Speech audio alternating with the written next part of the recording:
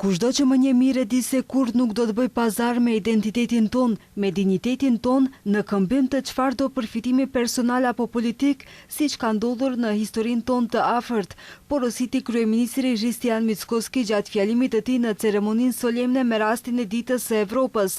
Ai tha se Evropën nuk e sheh vetëm si gjeografi, por si besim në dignitetin njerëzor, në demokraci, në sundimin e ligjit, në respektimin e dallimeve dhe në të drejtën që çdo popull të ecë lirshëm në rrugën e vet. Ai shtoi gjithashtu se duhet të bisedohet për zgjidhje të qëndrueshme, me të cilat mund të ecim përpara e jo për zgjidhje që do t'u lënë barë të madhe brezave tanë të ardhshëm. Atë-dheu ynë nuk ka të ardhme tjetër dhe as shans për sukses përveç integrimit në Bashkimin Evropian. Por njëkohësisht të mos mashtrohemi, ekziston edhe përvoja e hidhur nga shumë dorëzime, pengesa dhe mosmarrveshje të paarsyeshme në këtë rrugtim tonin.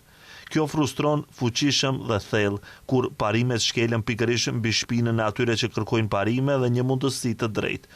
Po aq dekurajuese është edhe indiferenca e shumë shteteve më të mëdha ndaj këtyre episodeve të padrejta ndaj popullit dhe shtetit tonë. Euroambasadori Mihalis Rokas tha se kjo është një ditë kur duhet të nënvizohet edhe rëndësia strategjike e zgjerimit të Bashkimit Evropian për të siguruar paqe afatgjat, prosperitet dhe siguri në kontinent. BE zgjeruar do të thotë rezistencë më e madhe gjeopolitike, pavarësi më e fortë energjetike, siguri e përmirësuar, por edhe peshë më e madhe e vlerave tona të përbashkëta në konfliktet e trazuara.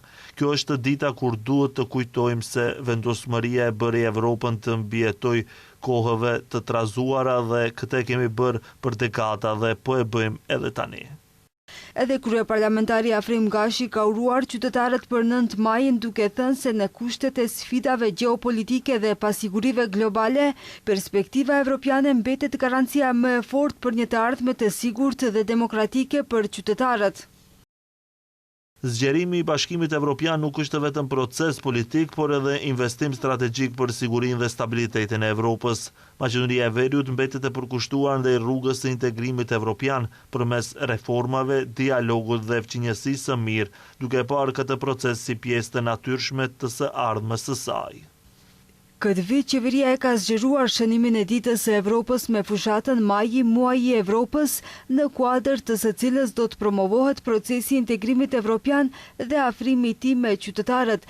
Gjithashtu do të organizohen aktivitete dhe do të prezantohen histori të suksesshme nga projektet e mbështetura nga Bashkimi Evropian, të cilat tashmë kanë ndikim të drejtë për drejtë në përmirësimin e jetës së qytetarëve.